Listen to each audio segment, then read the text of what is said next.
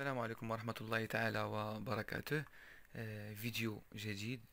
فيديو اليوم عن استراتيجية للربح من السي بي ا، يعني ربح حلال، يعني بالنسبة للناس المبتدئين، يعني الأغلبية الساحقة، يعني ينشئون حساب سي بي ا، لكن كيفية البدء هذا هو المشكل. يعني كيفية البدء في إنشاء صفحات الهبوط أو إنشاء قفل للمحتوى. اليوم سوف أقوم بشرح استراتيجية بالنسبة للمبتدئين، يعني استراتيجية المرجو إكمال الفيديو إلى الآخر من أجل الاستفادة.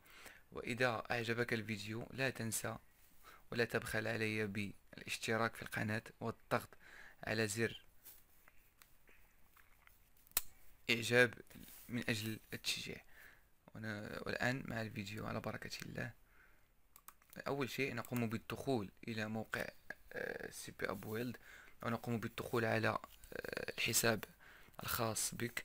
بعد الدخول إلى الحساب الخاص بك سوف نتوجه إلى تمبليت، يعني تمبليت من ثم إلى بويلد موديفاي تمبليت.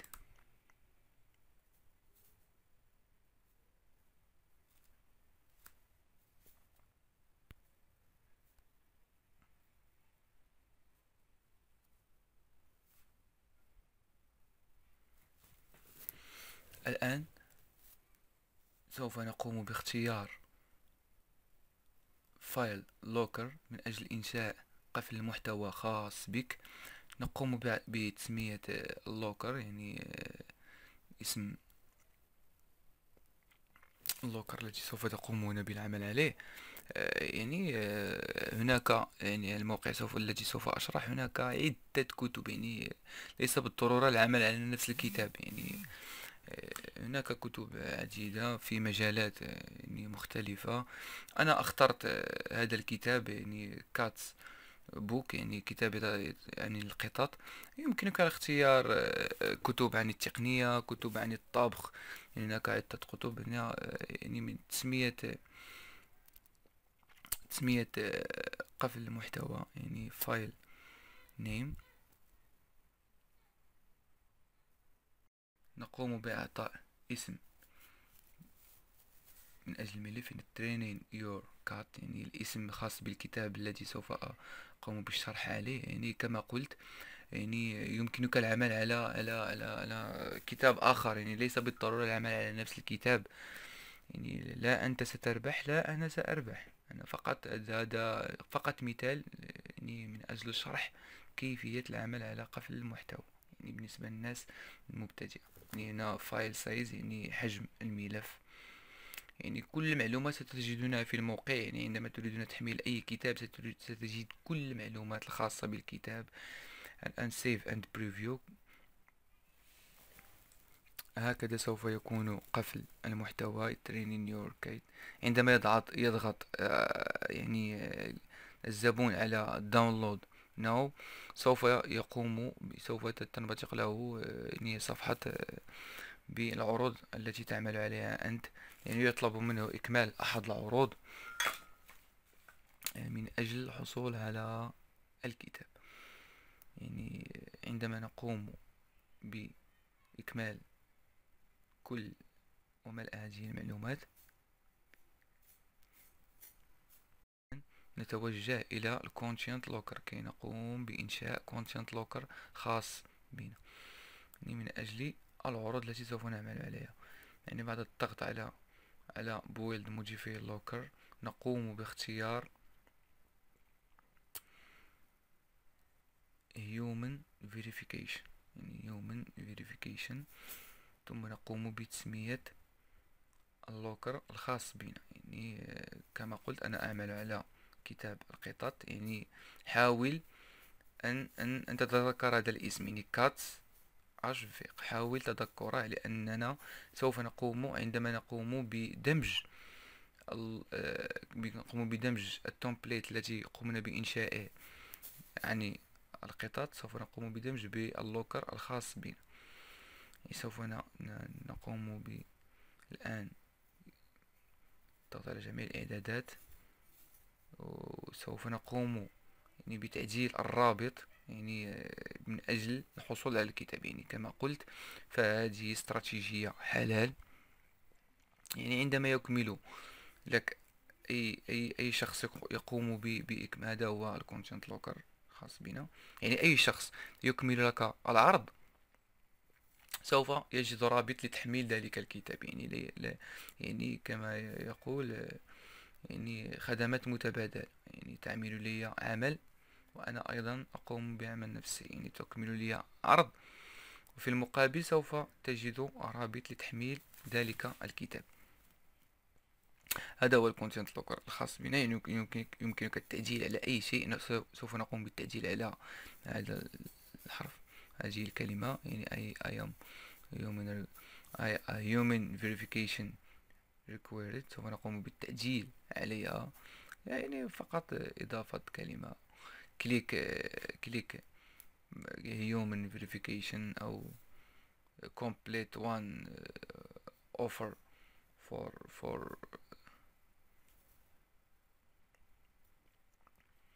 complete one offer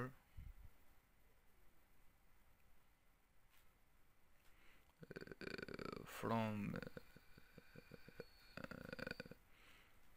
the list below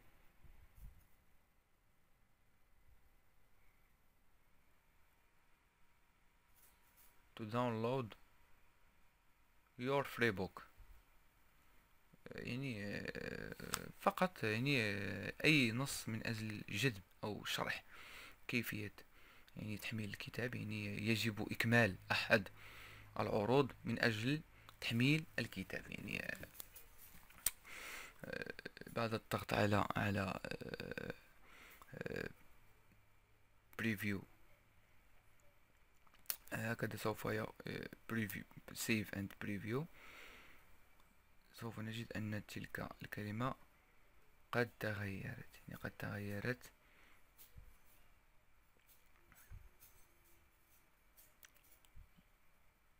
نقوم بالتعديل على الرابط كما قلت لكم. يعني هذا هو رابط الكتاب، إن رابط تحميل الكتاب من الميديا فاير. يعني قمت بتحميل الكتاب من الموقع مجاني. عند تحميل الكتاب قمت برفعه على الميديا فاير، وهذا هو رابط الميديا فاير. يعني عندما يكمل أي شخص يكمل ذلك، عندما يكمل أحد العروض سوف يقوم بالحصول على رابط من أجل تحميل الكتاب. هذا هو كونتنت لوكر الخاص بنا.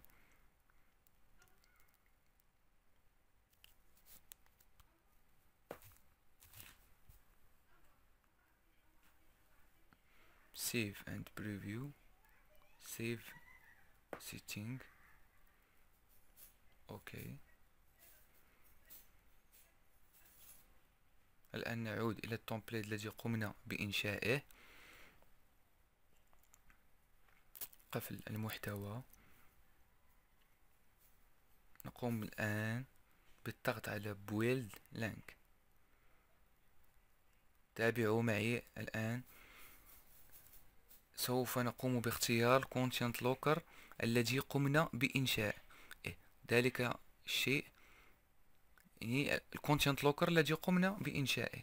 لهذا قلت لكم تذكروا هذا الاسم، يعني الاسم الذي تقوم بتسمية الكونتنت لوكر الخاص بك. يعني كاتس اش في. نقوم باختيار الكونتنت لوكر الذي قمنا بإنشائه. كذلك بالنسبة موبيل لوكر.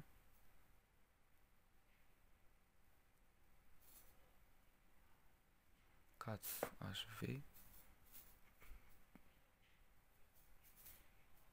ثم نقوم بالضغط على get URL.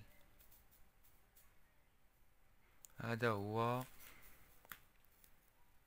ال URL الخاص بنا.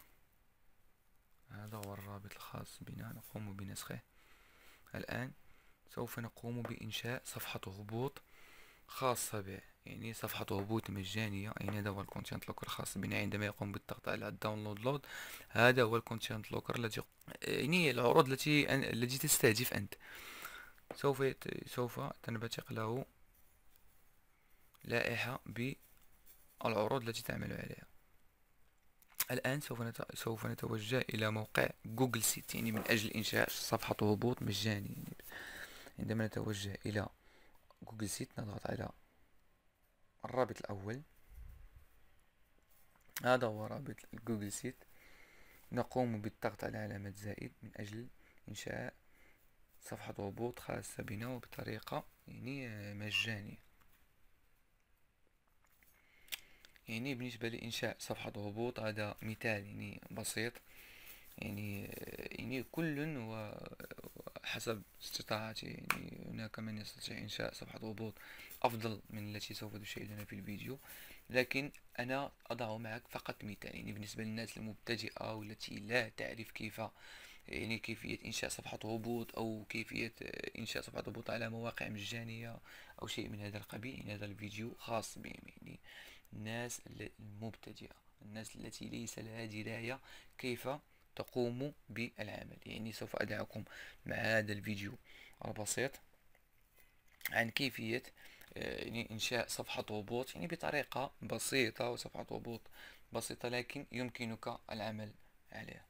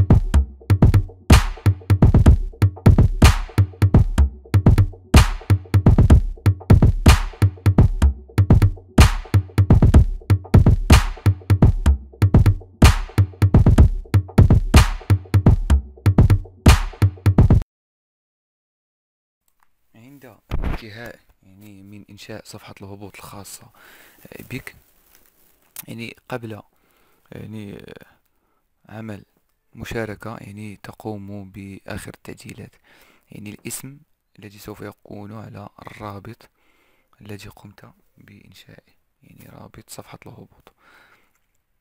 يعني نقوم باختيار اسم مناسب يعني على حسب النيتش الذي تعمل عليه. يعني في المثال الخاص بي يعني أنا أعمل على نيتش يعني القطط، يعني كات بوك، يعني قطط يعني كتاب قطط. سوف أقوم باختيار اسم يعني مناسب لهذا النيتش.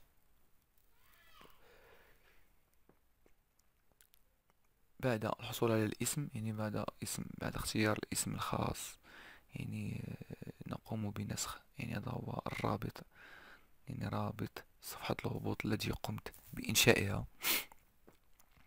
ثم نقوم بالضغط على مشاركة،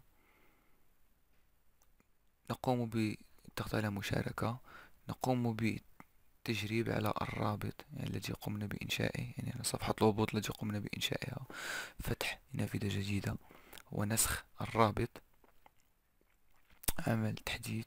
يعني هذه هي صفحة الهبوط التي قمت يعني بإنشائها، التي قمنا نحن بإنشائها. يعني أي شخص يقوم بالضغط على داونلود اي بوك فور فري يتوجه مباشرة إلى قفل المحتوى الذي قمت بإنشائه. عند الضغط على داونلود ناو تنبثق له نافذة العروض، ويطلب منه إكمال أحد العروض من أجل الحصول على الرابط لتحميل الكتاب.